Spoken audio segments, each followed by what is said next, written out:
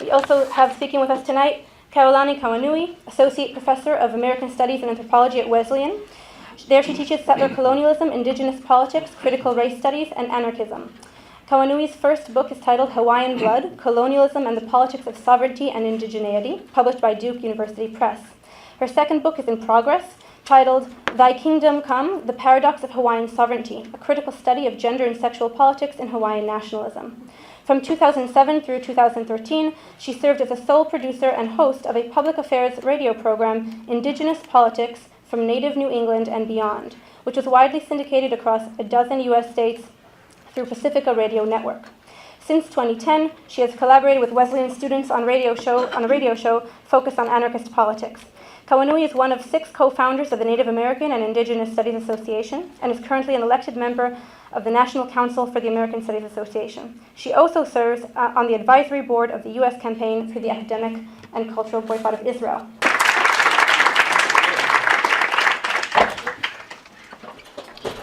Mahalo. Aloha kako, valina kako, greetings everyone. Thanks for coming out tonight. I too want to acknowledge this is Native territory. This is Lenape Indian land. This is ethnically cleansed Mannahatta, also known as Manhattan. Some of you may know that the first treaty that the U.S. brokered with a tribal nation was between George Washington and the Lenape Indians that promised them the right of mobility into their traditional homeland. And first treaty signed, first treaty broken. We were asked to discuss the rising success of the Palestinian-led BDS movement in the United States and in the American Academy. And I want to spend some time addressing the issue of academic boycott. And I also want to make some linkages to indigenous politics and settler colonialism. And part of this is a success story in the sense that there are so many academic associations in a very short period of time who have taken on academic boycott. And I want to give some background about that and also give you a sense of how I'm seeing things.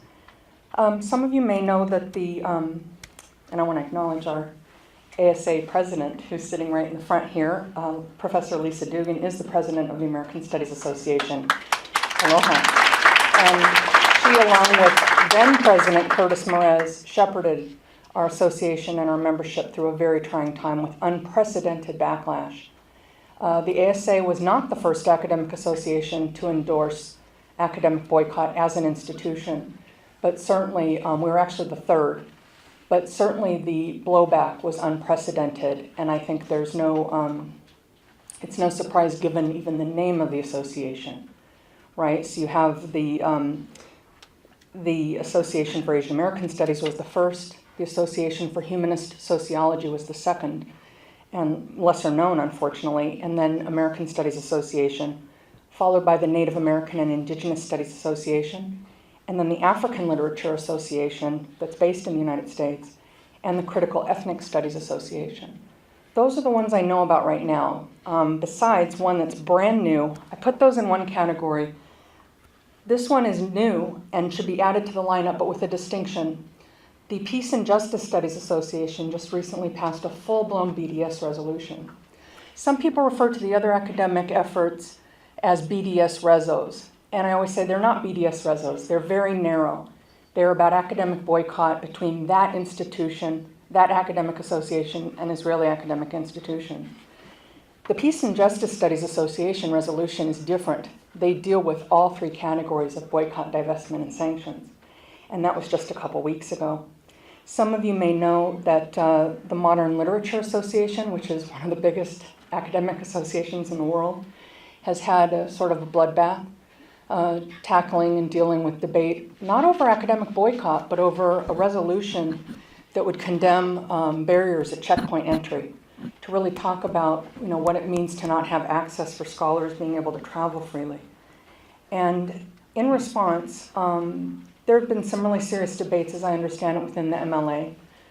And there are long-term educational efforts. And I think this is super important because one can get a reso passed, but really part of it is building the movement so that people understand what it is. And so much of that is educational, right? Just like for the U.S. campaign for the academic and cultural boycott of Israel, we want individual endorsements. I see some of our endorsers right here in the room. But it's not just a matter of numbers and getting people to sign on, but part of it is about mobilizing people and getting a discussion going about what it means to actually take part in an academic boycott. And I appreciate you reminding everybody that academic and cultural boycott predates by a year the broader BDS movement in terms of Palestinian civil society's call.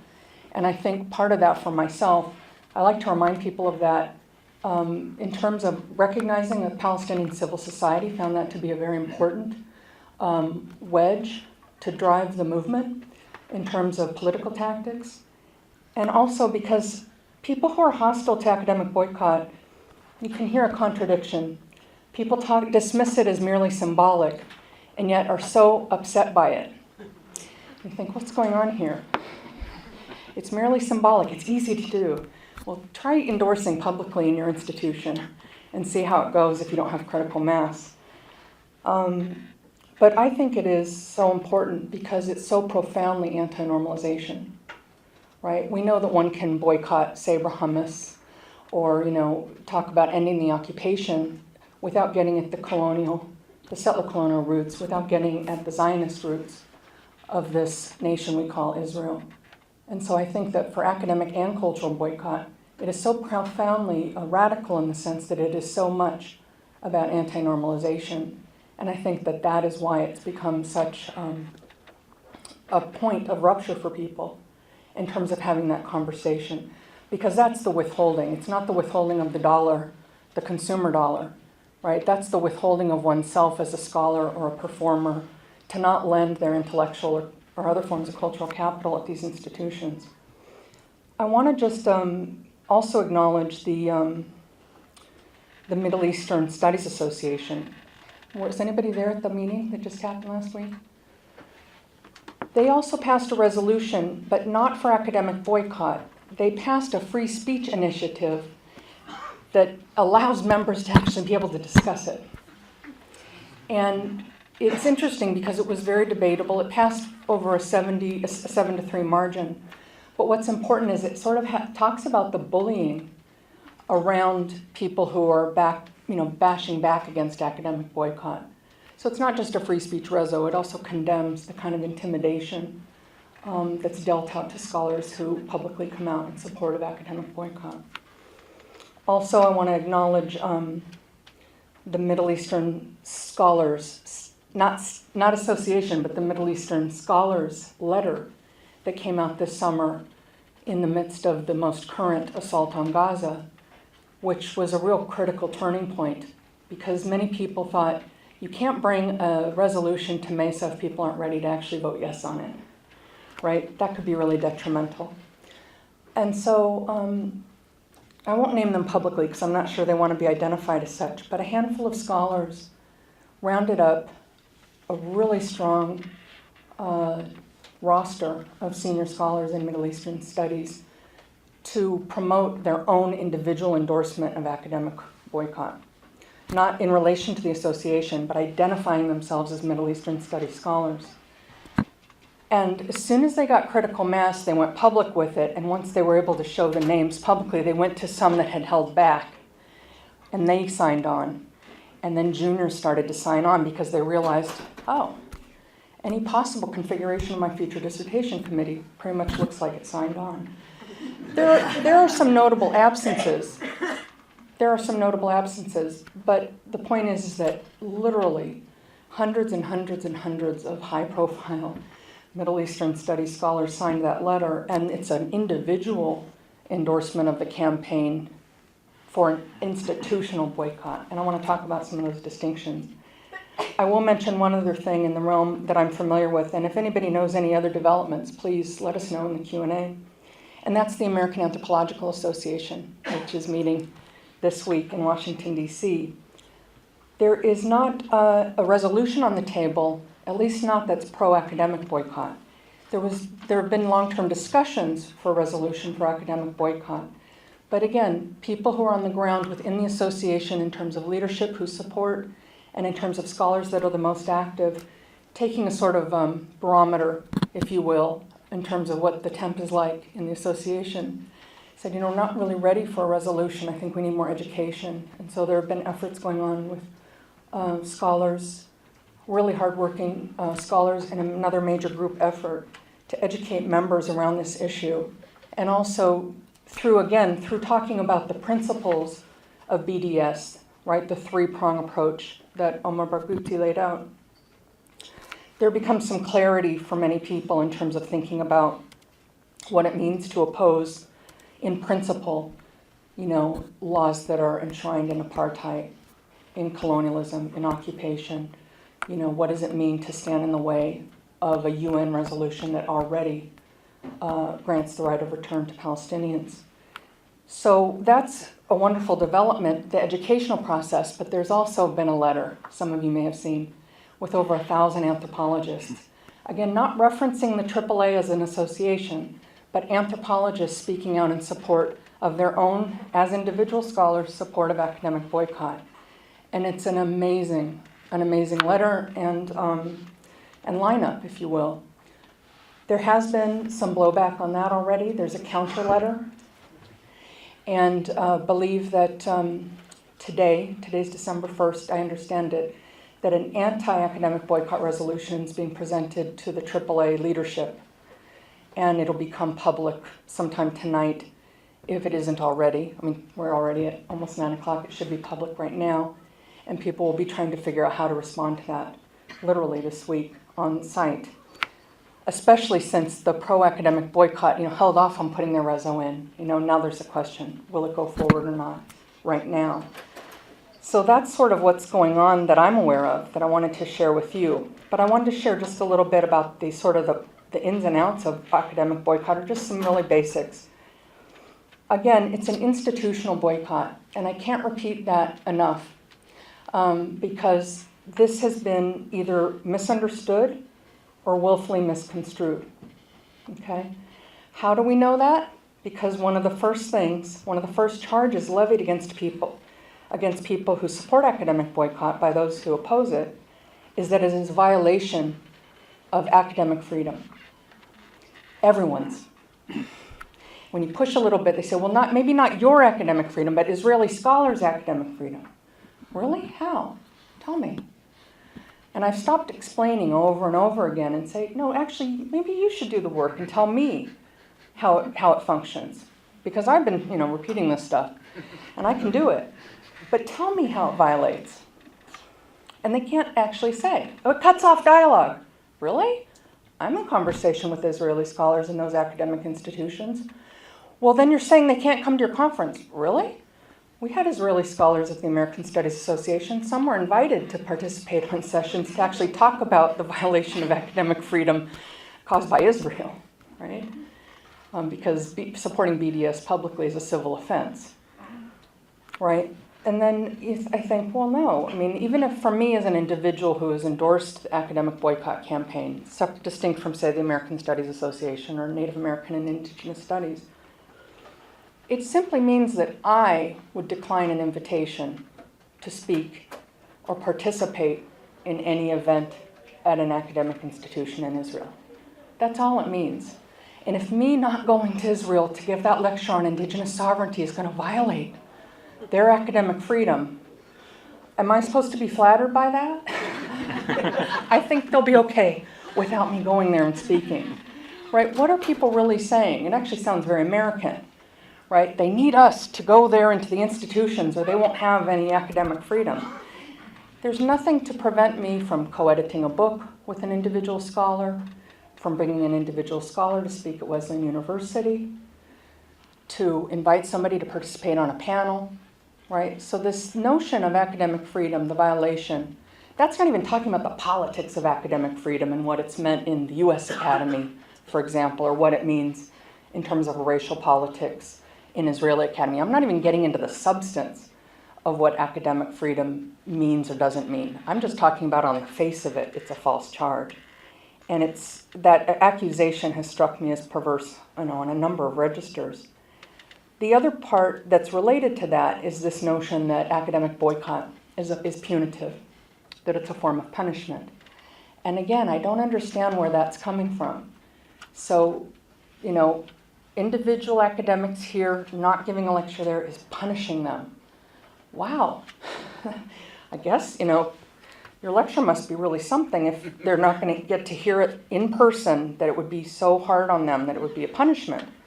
I don't see boycott in this sense, academic boycott, as punitive at all. I absolutely reject that. I understand it as just a profound withholding. And that takes me back to the concept of anti-normalization. The other thing I want to highlight is, cases where there are real breaches of academic freedom, such as the case of Stephen Salaita, who I mentioned earlier, who's Palestinian American, right? Who's been targeted in a long line of Arab American, and specifically Palestinian and Palestinian American in particular, academics whose academic freedom has been violated and whose free speech has been violated. And I know, without conflating those subject positions, I don't think this has changed much. I don't think we're quite at the tipping point. I think these two letters by the anthropologists and the Middle Eastern Studies scholars, we'll see how that plays out in the next few months in terms of a tipping point or critical mass. But right now, the way that I'm understanding it, and not to say that everybody has the same subject position in the U.S. Academy, but in this context that is so Zionist, the U.S. Academy is such a Zionist space. I think that, from what my perspective is that anyone who's taking a public stand on academic boycott knows that they will be punished, right? They will be punished, either behind closed doors or outright. Now, the other question, just to get back about the anti-normalization piece, I just want to reiterate that I do think that that goes beyond just symbolic politics, right? Because it is a politics of refusal. Wrapping up, I want to touch on one other thing I mentioned when I got up here, and that's the question around indigeneity and settler colonialism. One of the things that I've talked about, at the American Studies Association Town Hall, and have been writing about it. I've been doing comparative work on settler colonialism and occupation, looking at Hawaii and Palestine in comparative perspective, and really insisting that we look at settler colonialism as a category and take indigeneity seriously as a category of analysis. And I bring this up on a few different notes. One is, I want to push for those who are already on board with BDS, or those of you who are maybe hedging this way, to really resist Palestinian exceptionalism while we challenge Israeli exceptionalism, right? And that also entails challenging American exceptionalism. And I think that that's absolutely crucial. What I found in my work since US ACB was founded in the midst of Operation Cast Lead, right? In those weeks between late 2008 and early 2009. And I'm on the advisory board, and so once you sign on to something like that, you're asked repeatedly to defend your position, to explain yourself to people. Why are you doing this? And you have to kind of have your answers ready. And one of the things that I have found to be so twisted and so prevalent, and it's almost like a storyboard for a film or a script, it's always the same. Well, and just you think about this on a deep level. If you're supporting that, what about American Indian lands? This is all stolen land. You think, wow, you're justifying stolen land here to try and substantiate your claim to defend Israel. These are not people that support tribal sovereignty here. This is an alibi. This is a grotesque alibi. It's also a derailment. And that indigeneity itself becomes a showstopper, because then people try to say, well, indigeneity is not the same in Palestine as it is here. That's fine. Indigeneity isn't the same in Hawaii as it is here. It doesn't mean that Hawaii is not subject to settler colonialism, that Native America isn't colonized, right? Or people want to say it's not colonial in the same way, or it's not colonialism because it's not the same. That's okay. Chilean colonialism in Rapa Nui or Easter Island looks different than British colonialism in Aotearoa, New Zealand, or French colonialism in Tahiti. It doesn't mean it's not colonialism, right? And so I think of this when I think about the discourses of apartheid. It's different from South Africa. Yeah, it is. It really is. It's okay to talk about that. Now whether that gets evoked in an instrumentalist way in our movement politics is another issue, and one that I think that we need to be attentive to.